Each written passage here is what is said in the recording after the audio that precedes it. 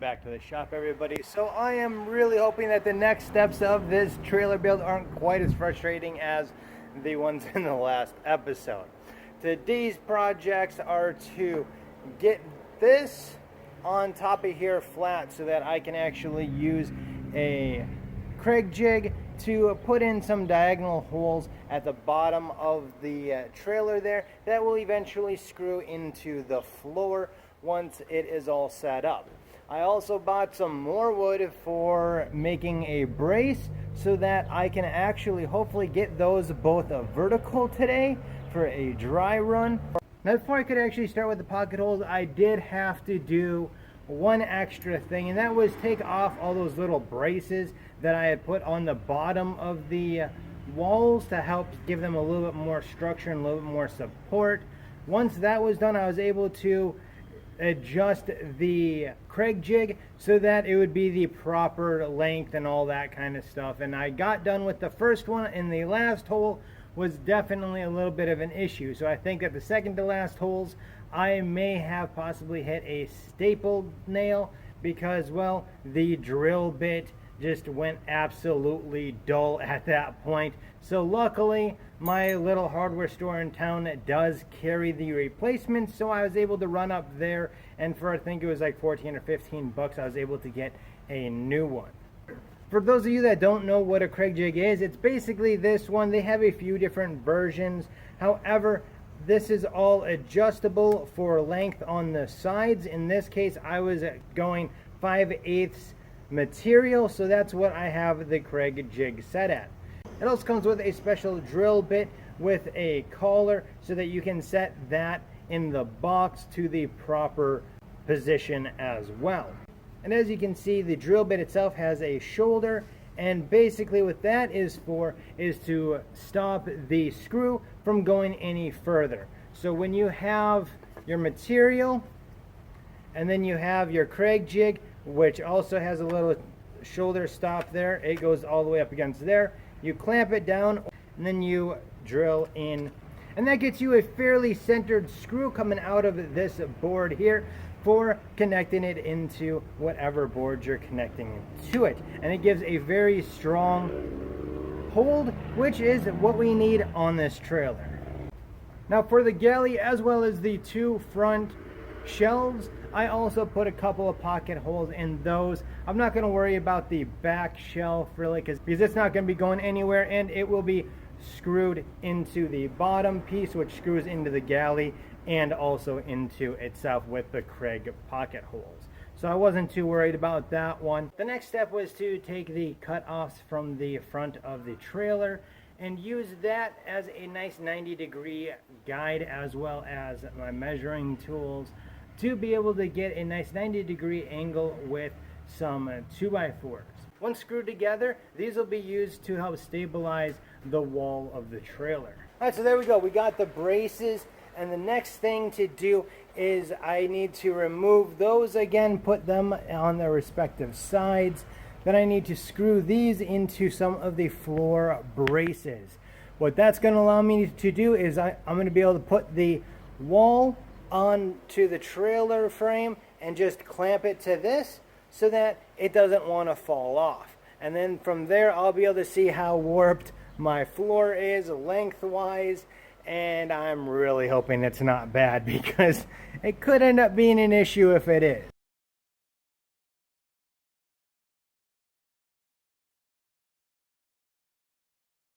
Why we do a dry run, guys, because you can see here that this definitely has to be pushed in on that side because the whole entire wall is bowed. This here is actually a fairly large gap right here, and I have actually taken some pieces of wood and the cinder blocks to try to lift that up, and that has helped a little bit. You can see there's a huge gap all the way along here. It's touching on that end, touching on that end, but so that means that the floor probably isn't straight.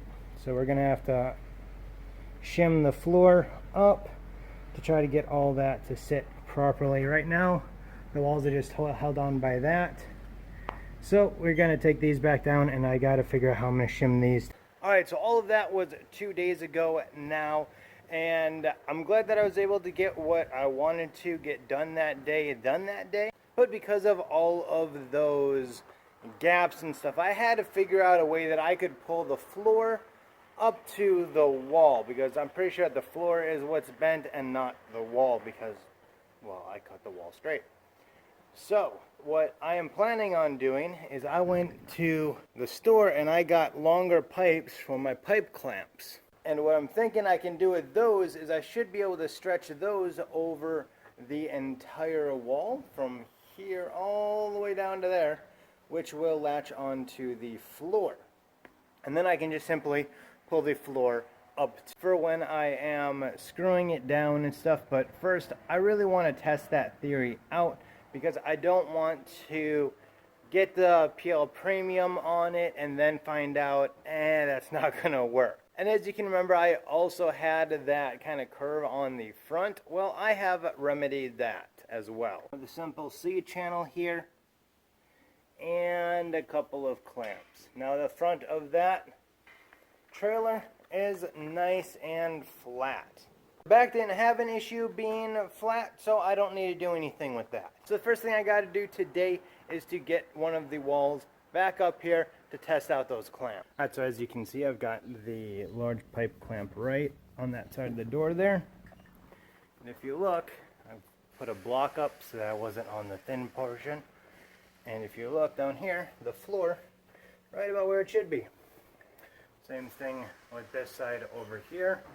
So what I'm going to end up having to do when I'm actually screwing and gluing them in is I'm going to have like one here, one there, screw in the floor, or screw in the wall, and then I'll take this one here, move it down, and continue to screw just to make sure that the floor is as flat as I can get it with the wall. Unfortunately, when we were putting this up, I had an issue and it slipped off of the floor and severely cracked up the bottom here. Yes, it looks like it's super bad because, well, it is, quite honestly. But lucky for me, this whole part right here will be coming off. So it's only actually about half as bad as it looks. But either way, I'm gonna have to figure out how to fix that. Alright, now I should probably fix that first, but honestly guys, I just want to see a little bit of progress today. So since the walls are up now, I was able to measure out the height as well as the width that the galley door needed to be and everything else. And I now got those cut out. The big bottom one there is for the galley wall. The one on top of that is the face front for the shelf in the back. And then we've got two of these smaller ones here that will go here. Now I need to cut notches in these to get them to slide into here.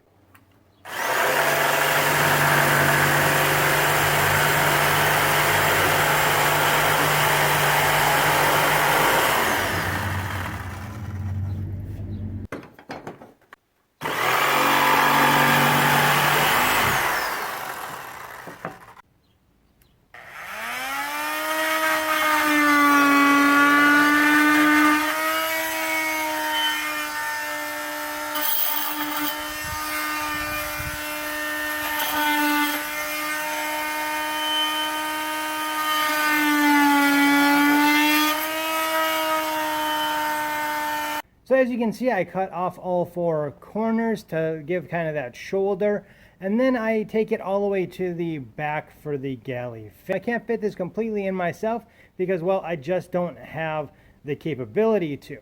However, I was able to take one side at a time and kind of line it up to where it was going to sit. I also did the same to the shelves for the front as well as the back cabinet. Now this is the cabinet face. Now what you don't see is holes for, you know, putting stuff in and a cabinet door. So what I'm going to do now is I need to figure out the measurements of this to figure out exactly how big I want those to be, how much space I want in the center for the TV. Alright, so I did a little bit of research and found out the rough dimensions of about a 19-inch TV. Remember, this isn't going to be far away from me. It's basically going to be like at the end of a bed. So I don't need anything in the 23 or higher range. So here we got the TV, rough dimensions. I'm watching an action movie here with the car driving away from an explosion. This here is just a tree, not another explosion. Then I've got about a 17-inch door on either side of the TV, which goes just about all of the way up. So that's about a 21.5-inch door or opening, which I think is fairly good. And a 17 wide door means you get plenty of room to stash whatever I want to in there. Below the TV here, I've got those doors that just basically slide past each other on a track, and that would be about the same width as whatever the TV was. I've also got these kind of cut down a little bit here so that if I needed to have any gauges or dials underneath the TV, I'd be able to have plenty of room to put those, or if I want to put an extra plug or something in there, I could do that as well.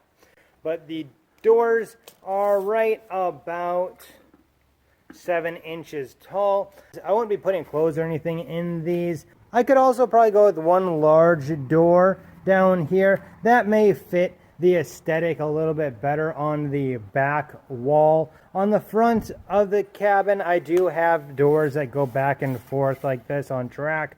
So I thought that would work, but maybe it'd be better if I just had a big cabinet door. Let me know down in the comments section if you guys like this layout, or if you think that there's a better layout that I could go with.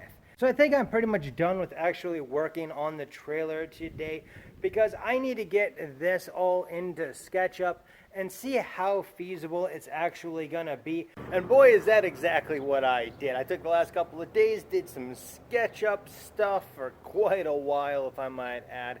Made sure that all my measurements were all right in there.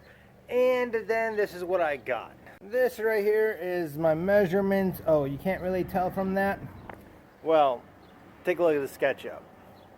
So as you can see here, I was able to put in all of the holes where the TV's gonna be, and I was even able to draw up the doors to see what it would look like with the doors, which is what you're looking at right now.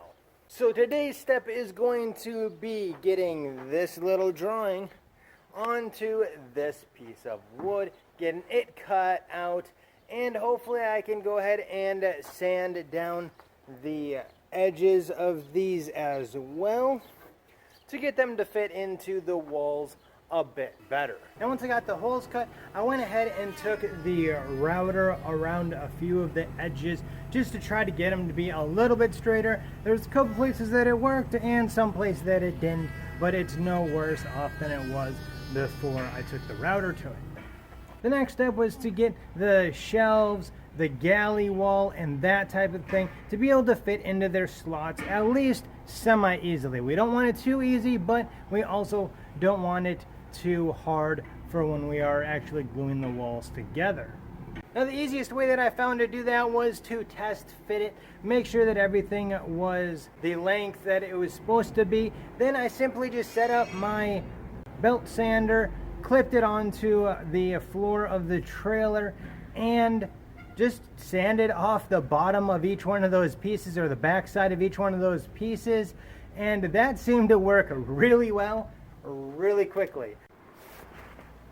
Then came time to prep and paint all of the interior pieces, and I ended up taping off the ends just so that they wouldn't get any paint on them, because I didn't want to end up having to remove that paint later on to be able to properly and easily slide the ends in.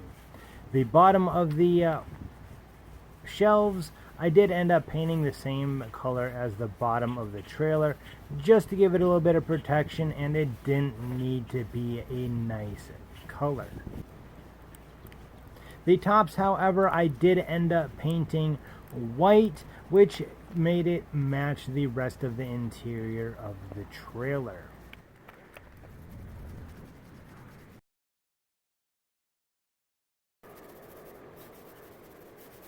All these things here drying, I am actually going to do a rough wiring of the trailer. I've got what colors are what here, so I know about where they need to go to.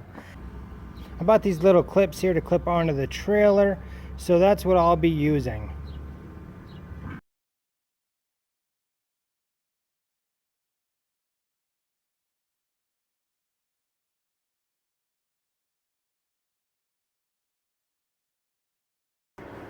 Alright, and now we've got all the wires run at least to be able to add lights. We've got red for the power, yellow for the left blinker, green for the right. Now you might be wondering, well, where's your negative? Well, the frame. We're just going to ground all the lights to the frame, that way it isolates all of them and is easier to figure out what's wrong with it. So, I've got the red one running all the way around to that side because that side has a marker. That's the only wire that is ran the entire length. And here you can see the left blinker, and the green wire right there is for the right blinker. These clips actually are working a lot better than I thought they would. I thought they might be kind of easy to come off of there, but no, they are not at all. Alright, well, this has been one heck of a video, but we've accomplished a lot. We got all of the middle pieces cut out. We got the shelves, we got the face front for the inner shelf, and we got the galley. Now, of course, none of this includes anything that will go in the galley. However, I'll be able to figure that out once the galley wall is up and I can actually stand there and, you know, compare heights and stuff. So that is to come. However, we are really close to being able to put up those walls, so close that the next episode will absolutely definitely be attaching this wall, then attaching the other wall, and getting all of these things put into place. Remember, if you are looking at building one of these yourself, make sure to check out the DIY Teardrop Campers community on Facebook. Because, guys, I could not have figured out a lot of this stuff without them, as well as the book that I have linked below that I highly suggest that you go and pick up. It is Building a Teardrop Trailer, and it is by Tony Latham. Good guy. He is also on that Facebook group, and he's actually a moderator now, which is really awesome. And he is just a really helpful guy. I've messaged him several times asking him about the way that he phrased things in his book because I have a comprehension issue, and he had no problem with telling me if I was right with my interpretation of what he said. So that is very helpful for somebody like me. And guys, it is just amazing the communities that you can get into by building one of these. I've talked to quite a few really cool people online about this great hobby of building trailers, which, just like the boats, I don't think this one will be my last, but we'll see about that once this one gets done. So make sure that you check those out. Of course, make sure that you hit that subscribe button, hit that bell so you're notified when I put up my next video, which will be, you know, putting up the walls when things really start to get exciting. Until next time, as always, you have a good one. Every time I'm going to record, every single time, this is what I deal with.